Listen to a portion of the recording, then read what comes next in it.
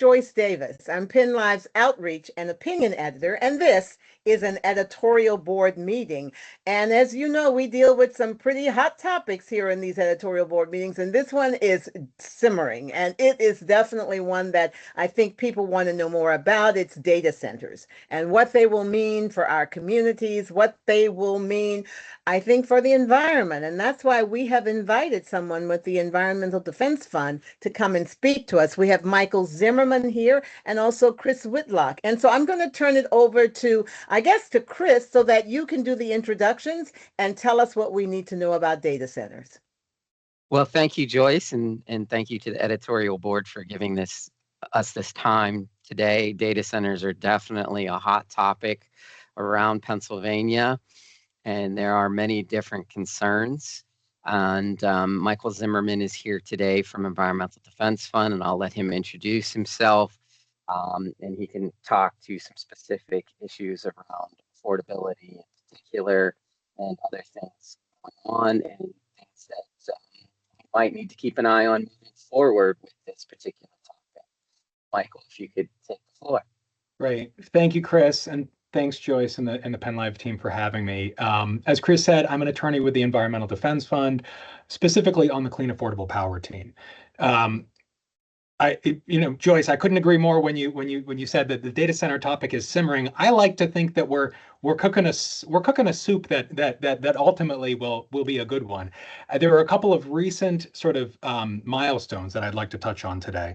But I guess before we do, just by way of top line impact, there's been a fair amount of press on sort of the impacts of data centers on electricity customers, energy customers. I mean, just to highlight a couple. Look, there have been a lot of things that have been pushing up folks' energy bills over time. Data centers are one piece of larger puzzle, but they're a particularly important piece. I projected data center demand in the PJM region, that's the 13 states, including Pennsylvania, could go up 40% in 2035. And in PPL service territory, that's the utility that serves Harrisburg. They're looking at potentially doubling their total electric demand over the next 5 or 6 years, driven by data centers. Now, wait, just stop there, because you just threw a number, a figure at me that kind of has me reeling. 40%. Now, what are you saying 40%? 40% usage or 40% the cost to consumers, or what's that 40%? 40% refers to the peak demand. So the total amount of electricity being asked of the electric system at one time, at the peak period, which will probably be a hot afternoon in August. That's usually when the grid hits its peak, and that's the number that planners have to plan for, right? The grid needs to be there. It's planned against that sort of bad case scenario. So that number, right, is poised. We're on a hockey stick projection at the moment, and most of that appears to be driven by data centers. And like I said, PPL, Central Pennsylvania, is a hotbed of the Northeast of data center development. We can question a little bit how accurate the forecasts are, but I think any forecast you take, we're looking at significant increases in electric demand. In the short term, that is putting upward pressure on prices, right? That projected demand makes it into the models that planners use to develop how much electricity the system needs to buy, utilities need to plan for to serve that load in the future. We saw wholesale power costs go up over 50% last year, and much of that is due in part to data centers. Again, I do want to be clear. There are other things driving up electric bills, and actually I would love to touch on some later. But this is an important one to flag. So what can we do about it, right? Or what's being done? The answer, unfortunately, as with many things in the utility space, is it's complicated. I know more about some of the areas than others, and so I'm going to focus on those things that are sort of closer to my expertise and closer to what the state can actually influence, right? One of the most important things the state can do is set rules of the road as between utilities and their data center customers. Right? These are called tariff rules. Tariff in the utility context doesn't refer to taxes. It refers to the set of agreements, or the set of rules that govern relationships between the utilities and customers. We're all subject. If you're a utility customer, you're subject to a utility tariff, probably multiple tariffs. And the Pennsylvania Public Utility Commission has been working on a model tariff that would apply to large load customers. That's data centers and other customers with very large electric demands. And just on Tuesday, we finally got their order. And so I think many of us are still digesting it, but I will sort of, about everything that it will mean, but I will flag a few important parts of it. One is it sets out a robust cost assignment policy for those costs that are within the PUC's jurisdiction. That's the transmission and distribution lines. They get the power to the customer, not the generators themselves, right? But the order says, in effect, any utility transmission or distribution facility that is built because of a data center, or put it another way, any infrastructure that wouldn't have been built but for that data center has to be paid for by the data center, right? And not only that, but they have to pay it up front. In utility lingo, it's called contribution in aid of construction, or kayak. You'll hear the term kayak thrown around sometimes. Maybe it's just at the parties I go to. But that probably puts Pennsylvania in the vanguard, right? There's a growing consensus across the industry, impressively so, that data centers should pay their own way. That's great in principle, right? It's harder to actually apply that. And the order we got from the commission on Tuesday sort of sets out, it articulates that a little bit further, what it means to actually assign those delivery costs to the data center customer. I will point out, it's a statement of principle. Our work is not done, not by a long shot, for two reasons that I'd like to call out. Number one, the order is not binding. It is a set of guidelines that utilities may adopt or may not in utility-specific proceedings. So I think Environmental Defense Fund and many other advocates across the state are going to be working hard to make sure that utilities adopt the best parts of what's in that order.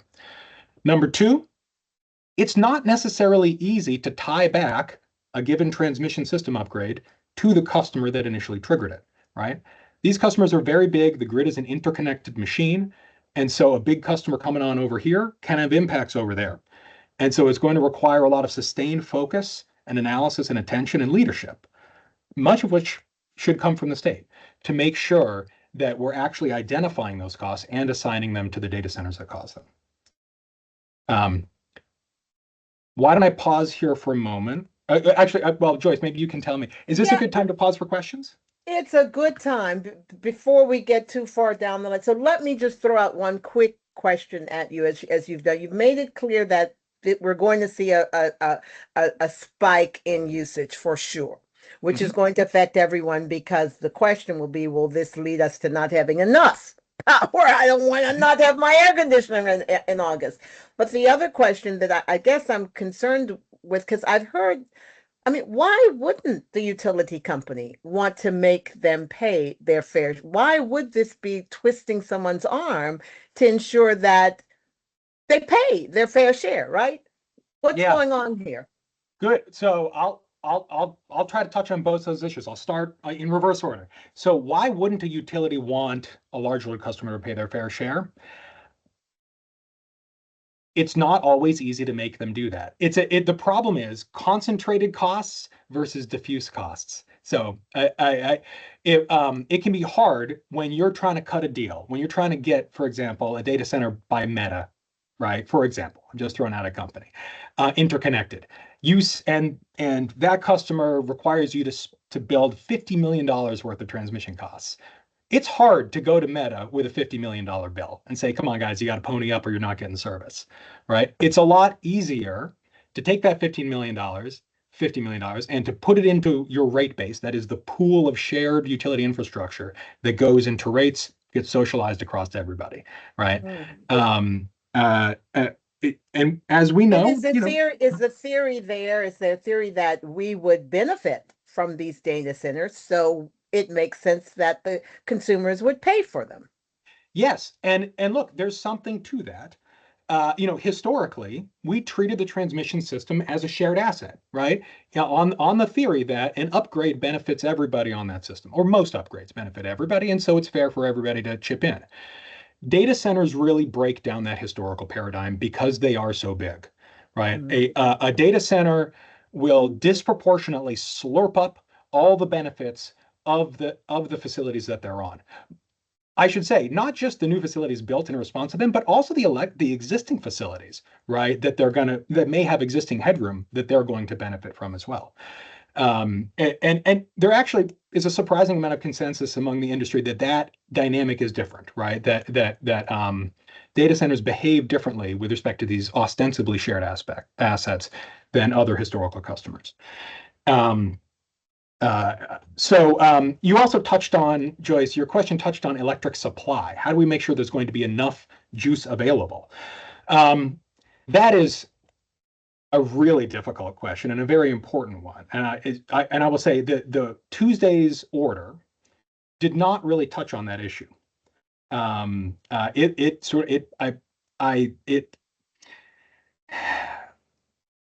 we call in the utility space resource adequacy, or making sure there's enough generation, is predominantly within federal jurisdiction. The feds are working hard at figuring out a way to address the potential shortfall, and there is a shortfall on the not too distant horizon in our region. Part of what we need more generation to be brought online. There's a lot of generation trying to be built that the grid operator is currently analyzing. The operator's this is the regional operator. They've taken a lot of flack over recent years about it taking too long to get approved to connect. Although they have been making some changes to their process to try to expedite. I would also say any conversation though about there being enough supply, you need to talk about the demand as well, right? Energy prices are a product of supply and demand.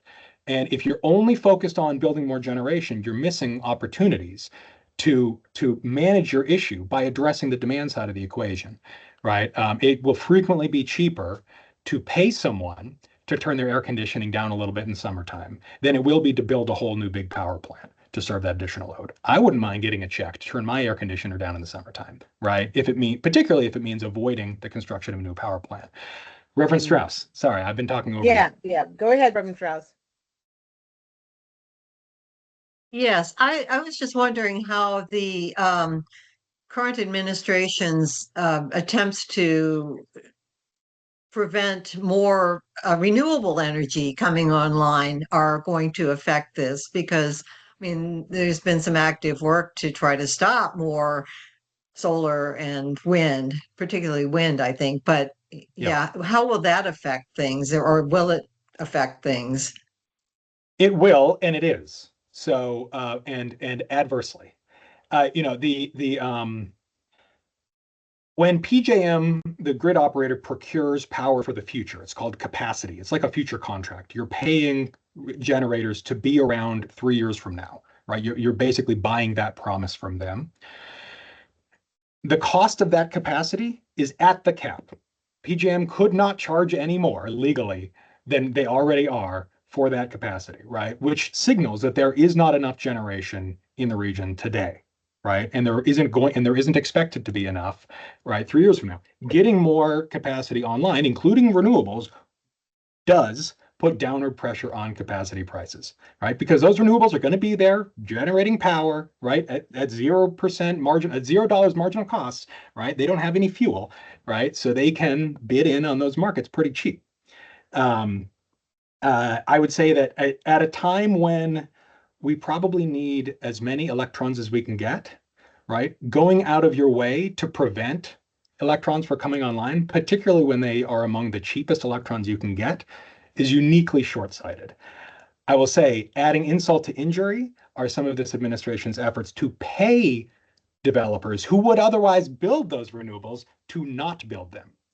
That is exceptionally bad policy. And EDF is engaged in litigation on a number of fronts. I am not, but some of my colleagues are engaged in litigation on a number of fronts against those short-sighted efforts.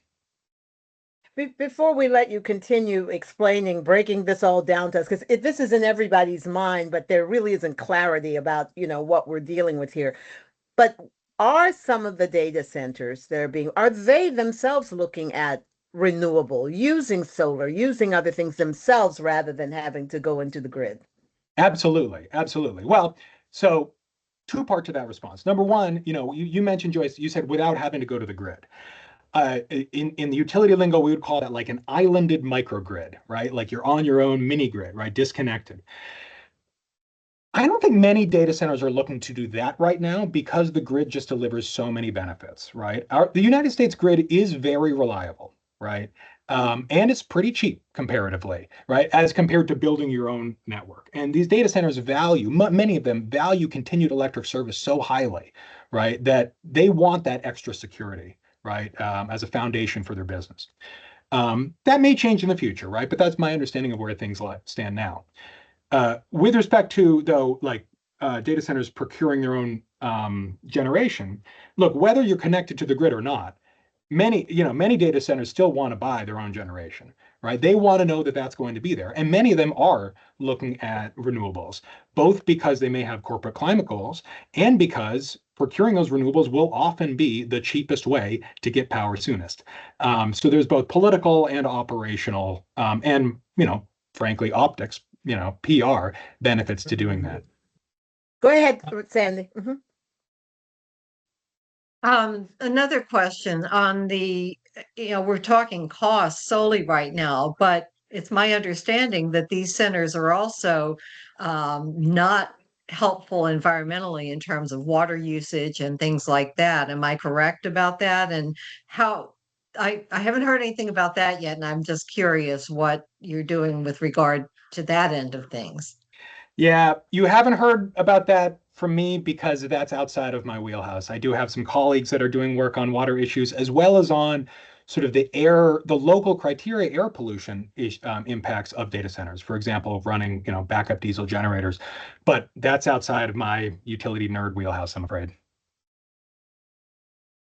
Okay, but that's one of the concerns I think that certainly I'm assuming the EDF has to make sure that these are not going to in some way have an adverse impact on the environment. But continue. I think we're clear on several things. We're clear that there's going to be a spike. We're clear that it could end up really challenging the system, the grid, especially at those high peak times. We're looking at the possibility of cost increases for sure. And we're looking at, unfortunately, alternative fuels not being encouraged at this point to offset some of that. Are those 4 points right?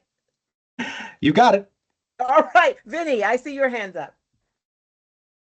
So one of the renewables, I guess, is water that they're using to cool the servers in this warehouse. Basically, that's what data centers are. They're just warehouses housing the servers. So when they come to you, like you explained before, they want to build and you say, sure, go ahead, and they build. But can you ever say, no, like we have enough right now, we don't have the capacity for the water in this area to cool another center? Because that's millions of gallons. Yeah. So I was just wondering, can you somehow not close it down, slow it down until we've seen the impact of what's happening? Well, that's a good question. Who authorizes this? I mean, what is that process? Good questions. I'm probably not the best person. My understanding is there's a lot of that data center development involves a lot of permitting and various types of administrative approvals that municipalities may have a role, the state may have a role, but potentially multiple agencies within each of those subdivisions may have a role in approving different aspects of data center construction, just like building any other type of large facility. I'm also aware that many municipalities and some states are considering moratoria on data center development, varying durations, although I'm not familiar with specifics. I will speak to Vinny. Your question raises sort of an interesting question with respect to the electric space, right? So, you were asking me, can we say no with respect to connecting to the water system or using the water? Well, you could ask that same question about the electric system, right? Can we say, no, you can't have electricity because we're not ready?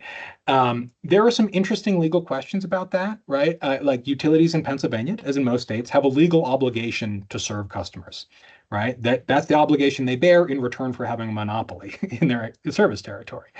But at the same time, it may be reasonable to defer service or condition service in some cases where needed or where appropriate to safeguard, the integrity of the grid, right? Or even to safeguard the rates of other customers. And so there's sort of an interesting live legal debate going on right now about how far does that extend, right? What sort of rights does the regulator have, right? Or even the obligation does the regulator have to condition certain types of customers' service based on the needs of the grid at the time? I will say that's another aspect that the Public Utility Commission's order on Tuesday touched on, but didn't dig into in great detail. I suspect we're going to be having more conversations along those lines. So is there more you would like to share with us about exactly what was decided on Thursday? Well, I touched on the big piece. I'll give you a couple of other highlights. The order endorsed the idea of large loads paying toward utility low-income customer assistance programs. Pennsylvania is one of the only states, maybe the only state in the country, that allows utilities to recover those program costs only from residential customers. All other states spread those costs to all customer classes because it's a public good. And so it's looking like in Pennsylvania, utilities are going to start asking large load customers to chip in toward those program costs. That's a good idea. Mm-hmm.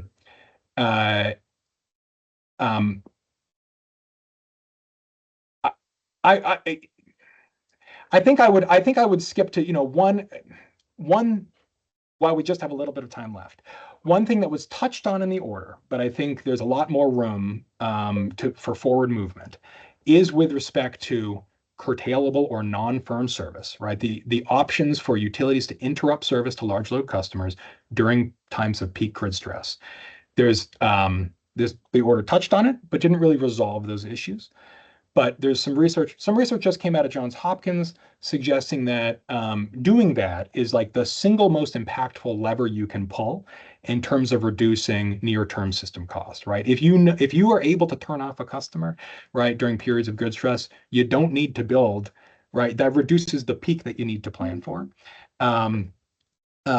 There's probably also a lot of opportunity. If a data center doesn't want to be disconnected during those peak times, fine, pay somebody else to curtail instead. Even better, pay lots of people, right, to ramp down their usage a little bit instead, because doing that will not only address the problem of not having enough generation, it can also help reduce the distribution system cost. That's the cost of the poles and the wires right outside my house, right, that are also not being strained when I turn my air conditioner down in the summertime, right? So there's a lot of promise there.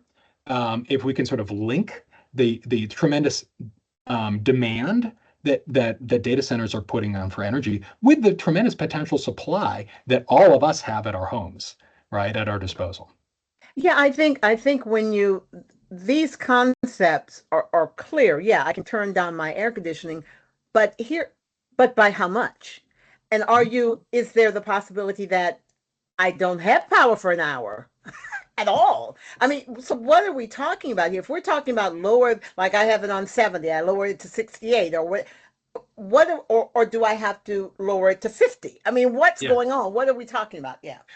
I would say there are an unlimited number of ways you could structure this type of program. I would say I would not be in favor of any programs that involve stuff that are going to make people uncomfortable, that are going to make them unsafe, right? That are going to be undesirable, right? You got to make a program that's where you're compensating a person to an extent that's worth it to them, right? I guess I raise it because when you look at existing, it's called demand response in utility lingo. When you look at existing demand response programs, most people are willing to accept a far lower price to shave a little bit, right? To move a couple of degrees on their thermostat. They're willing to do that for way cheaper than it is to build a new gas turbine right now on a unitized basis, right? It costs you, well, I won't throw a bunch of utility nerd numbers at you, but suffice it to say, it's orders of magnitude cheaper, right, to do that. And people are doing that not because they're being forced to, right? They're enrolling in these programs, participating because they want to, because it's worth it to them. And it's enough. I mean, the point is, can you do it enough? Is that 1 degree really going to make a difference, or that 2 degrees? Yeah, on its own, no, probably not. We probably need more. I will say a group called Rewiring America put an analysis out over the summer suggesting that in Texas, installing residential solar and batteries on everybody's homes could serve all new data center load and could do it for less money than building new gas plants, right? Now that's not going to be true everywhere. You have to tailor the solution to the jurisdiction. But yeah, because it's a lot of sun in Texas, right? Right. Right. Yeah. Right. Yeah. Okay. But and is Joyce, that one of the Joyce, things? there are Yeah, go other ahead. solutions that you can do on that demand side too. You can have programs where homes and buildings can improve their insulation and therefore use less electricity load. You can have programs where you can upgrade equipment both in homes and businesses. So it could be upgrading your air conditioning or water heater, having a heat pump in your house. It could be upgrading refrigeration in a business. Any of those types of programs can reduce load as well. I see. Basis. I see. Vinny, you had another question. Go ahead. I actually think, David, you might be up first. Oh, I didn't see he didn't have anything up. It's all right. Yes, Vinny, please take the question. Okay. Okay, thanks. Vinny, go ahead. So besides putting a heat down, the data centers are powered by people asking Google things. Isn't that right? Like, hey, Google, like now every 2 minutes, I'm always asking Google something. And that's using energy. Yeah. Is that not right? And isn't that driving up the costs? So if we would educate people, like what are we doing when we ask Google a question and it's really hot out? Can Google wait before we answer that question? Like, are there other ways is there a of way to curtail mitigating electricity? Yeah. I mean, probably, I guess. I think could they wait? Probably. Will they? I think is sort of the more interesting question. Right. I've heard from some hyperscalers will tell you that they don't have the option to turn down a request. For example, Amazon Web Services, most of the internet traffic they host is not their own traffic, right? They're a supplier. They have other customers. They have contractual obligations.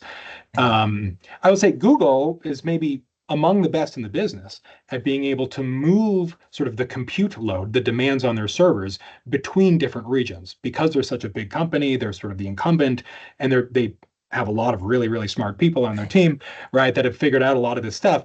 If you ask a question, maybe the server in Iowa doesn't handle it. If it's stressed in Iowa, maybe it pushes that query over to some other region that is less stressed at the time. David, you have a question. Go ahead. Yes, thank you, Joyce. This is a compelling conversation. I'm curious about how customers can have more transparency in what their exposure is to the bill. Trying to understand megahertz and megawatts and how that relates to your monthly bill is almost impossible. And I've asked the PUC to be more transparent about it, but I'm going to lean on your expertise as to why there's not common sense solutions. If we have the need for data centers to process large language models very quickly, then we should certainly be able to incorporate our megawatts to dollars and cents very quickly. And why that hasn't been done is just a personal point of question for me. And secondarily, I'd love to get your response through your national lens on who's doing it right. You mentioned some of the things that infrastructures that Texas is building to mitigate their demand on data centers. Obviously, Northern Virginia is the capital of data center development, and how are they able to mitigate a quality of life, which Northern Virginia always gets high ratings for quality of life with the overabundance of data centers. So I'd love for you to navigate those understandings for me through your national purview, particularly within environmental lens. Yeah, thanks, David. I'll do my best. So starting with your first question about transparency, look, full disclosure, I've been with EDF for 2.5 years. Before that, I worked for Pittsburgh's electric utility, Duquesne Light. Although to be clear, I'm not representing them in any behalf on this discussion. But I'll tell you, like, we always struggled with this issue because like it's complicated, right? And most people don't have the time to dedicate to learning how the utility system is going to work, all the different things that go into their bill. I mean, look, I'm a utility nerd and I don't read my electric bill every month. I see how much the total number is. What I'm submitting, I'm sorry to interrupt, but what I'm submitting, yeah. It's impossible for a lay person to best understand how they can mitigate those costs. It's impossible for a lay person. And I'm curious as to why the industry, the Public Utility Commission, which is the governing body of that industry, hasn't made more significant steps to make it more possible for a citizen to understand that bill and mitigate those costs. Yeah, I I suspect that it's a product of incentives. I mean, look, that the utility is a monopoly. Customers are going to buy their electric service from the utility, whether they understand it or not. So I think I think utilities are beginning to do a better job at this, but they're still behind many other industries in terms of the strength in explaining to customers why things are the way they are and what customers can do about it, right? Like I think other industries are better at articulating the value proposition, and you see some growth, some progress in other jurisdictions that have allowed additional competition with respect to certain utility services. For example, in the UK, sort of middlemen, other third-party providers are allowed to bid on distribution services, and they can not just the energy services that they deliver to customers, but also like the costs of the poles and wires that deliver those services to customers. They're able to offer products to customers that allow them that enable them to cut their bills. And the ins and outs of those products are, I think, extremely technically complex, but the end result tends to be lower bills for customers. Am I getting at your question, David? I'm not sure I am. Yeah, no, it's helpful. I was just actually looking for some direction for advocacy to the Public Utilities Commission. I know many of the members of the Public Utilities Commission, and I see them as our front line of defense when it comes about citizens of Pennsylvania. I recognize that you are from Pittsburgh, so I just wanted you to use your national lens to give me some instructions on how we can advocate, because to me, this is one of the big problems with the whole energy process, is that people don't know what they're paying for. So if we could solve for that, I think it can start to build some more equity, moving down the line. So, I think that a big thing, I think that the Pennsylvania Commission is intensely interested in hearing that type of feedback, right? I think that they care deeply about what ordinary people, not just grid nerds like me, think about their utility service. I would, in fact, in this model tariff docket that I was just mentioning, right, that where we got the order on Tuesday, there were tremendous, unprecedented number of comments filed by normal citizens, right? I mean, like, I can send you the link to the docket page. You have to scroll. You just keep scrolling and scrolling and scrolling. And many of those comments were not articulating like the specific technical solutions they wanted to see. They were articulating the results that they wanted, right? I want X, Y, and Z. I want to not pay for the facilities built to serve a data center, right? The how you get there, well, that's the commission's job, right? Mm-hmm. Like, they're the experts. And I'll say, like, with respect to this model load tariff, like, I think they heard people. So I would encourage folks to participate in those proceedings. I recognize that it involves creating an account online. You need to keep up with sort of filings. It can be inconvenient. It's not easy. But if you are able to invest the time to sort of write down what you care about and send it into the commission, I do think that it has an impact. And when you do, I would encourage people to articulate the results you want to see. But David, I think it's a good idea. I'm more interested in having our editor, Joyce, when she sends the invitation out, it's hard to ignore. So that's what I was going to say, David. I think you've just raised an issue that perhaps we should do an invitation to them to come and answer these kinds of questions. So very good. We'll put that one down there. On the second part, just briefly, like what regions are doing it best in terms of data centers, and what can we learn from? Yeah. I would love to be able to tell you who's doing it best. I can't right now. I can tell you there are some people who are doing varying things better than others, right? So the state of Oregon has passed a statute requiring data centers to bring their own new clean generation, right? You want to connect a data center, you need to bring enough new renewables to offset your power needs. That's a good idea, right? Other states are also considering that. House Bill 1834, which recently passed the House and is waiting to be introduced, a companion bill in the Senate, would require data centers to bring a percentage of new clean generation to meet a portion of their load. There are Georgia Power just developed a new product. This is a vertically integrated utility in the South, but is seeing significant data center interest. They might be number 3 after Virginia and Texas. that would expedite interconnection for data centers that bring their own new clean energy. Great idea. There are sort of varying efforts, including in Virginia and Maryland, to think more fully about how data centers can pair with demand response, right, as a way of sort of addressing some of their energy needs. And then there are some pretty good sort of other customer protection type of tariffs coming out of the Midwest, coming out of Indiana and Ohio, about sort of preventing data utilities from passing data center related costs on to other customers. So I maybe in a future conversation, this is an area I would love to do a lot more homework on. I mean, it's a fast moving space, so it's tough to keep up with all the developments, but would be happy to do a further conversation down the road, sort of a comparative view of the different jurisdictions.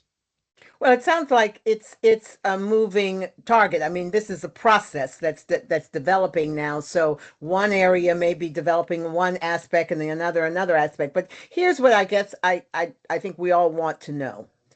What would the EDF like to see? Are you pleased with this most recent decision?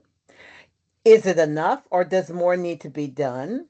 And what role do you think ordinary consumers like us can play in making sure this develops as it ought to protect us? Yep. With respect to your first question, Joyce, are we pleased or is there more to be done? Yes, to both. So I think the order sets out important policy positions with respect to cost allocation. But there's a lot more work to be done to make sure that policy position is actually followed through on, right? We have a lot of implementation work ahead of us.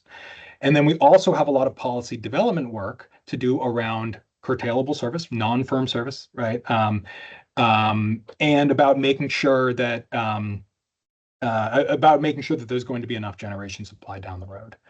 I anticipate that there's going to be a lot of proceedings, a lot of ongoing discussion at the commission and at the legislature to address those issues, among others.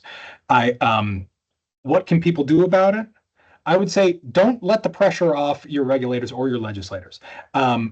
We do need legislation in Pennsylvania to address many of these data center issues.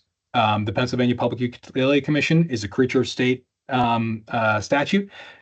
They probably need additional, or it would probably be helpful for them to have additional express authorization with respect to what sorts of things can they ask data centers to do. HB 1834 would help with that, right? But honestly, probably even more would be helpful. So we would urge folks to encourage the legislators not to take their foot off the accelerator. And also I don't know how normal people get their news about what's going on at the PUC. I guess maybe that's something you can help me with. But however they get their news, when opportunities for comment come up, like this model large tariff, I would encourage them to get in touch with the people with experts who can help them understand what those opportunities mean for them, and to file comments at the commission. And EDF is happy to try to be part of that discussion, right? I would like folks to think of us as a resource, understanding there are some things we can speak to and other things we can't. But when we can speak to it, right, we want to try to help other people understand it as best as possible. Right. Have you come up with some specific policy recommendations or things that you're just advocating for at this point? Yes, gosh. We filed comments in the model large load tariff docket. They're pretty they're pretty in the weeds. So I'd be happy to share it to you, but I think it's probably pretty dry for most readers. We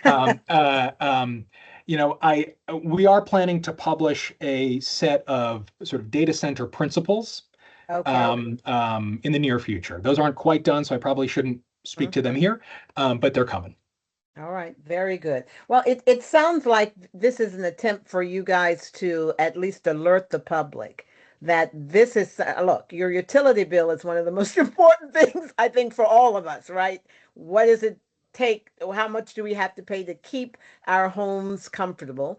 And will we be able to keep our homes comfortable if there's so much demand for that power? So those are two key questions for every consumer, which would kind of motivate us to take a little bit more effort in figuring all of this out, right? But I do think people like you who understand the issues, thank you for taking the time to kind of simplify it as much as possible and alert us, hey, look over here. You need to be looking now. That's important because it sounds like that's what you're saying. You need to pay attention now. It's important. Is that correct? That's correct. I will say it's always been important. It's particularly important now. We really are approaching an inflection point. And so and I'll say it's fantastic that so many people are paying attention, right? And thank you for helping to get the word out. Absolutely. Do we have any other questions? Anything else burning? Yes, go ahead, Reverend Strauss. Yes. And I don't know that there is an answer to this, but you've talked before about how regular customers like us might be able to do things to hold down our costs, whether it's insulation, all that. Yeah. Is there anything going on the data center front that they can find ways to curb the amount of energy they need to use? Yes. The amount of energy that data centers use, my understanding is it's generally a relatively small fraction of their operating costs. I've heard numbers from like 10% to 30% of their operating costs. But their operating costs are a lot, right? So if they're rational business actors, if you can shave some money off that, that's savings for you. So I think that data centers have a natural financial incentive to find ways to control their energy use. I would say that the recent order by the Public Utility Commission amplifies those incentives, right? If a data center can control their use, that may be fewer transmission lines they need to pay for, right? Which is a good idea. I also anticipate, that utilities also operate energy efficiency programs. All residential customers are eligible for them. I do not know off the top of my head how many data center customers will be eligible for those programs, but I would say there are resources out there for most or all customers in Pennsylvania to reduce their energy use without reducing their standard of living. Right. And so it's, always a good idea to check with your local utility to see what programs might be good for you. And actually, I should mention, because my congregation here in Harrisburg went to PP&L, which does provide that service for houses of worship and others. And they've been tremendously helpful. So I'm hoping that there's some of that goes on with the data centers as well. Very good. Very good. Are there any other questions or anything that has not been said that needs to be said? If not, please, I thank you so much again to the EDF for taking the time, to Michael and Chris, to explain what is clearly a complicated but very important topic for us. So check out the editorial. We'll be having it published probably next week. Thanks now. Bye-bye. Thanks so much.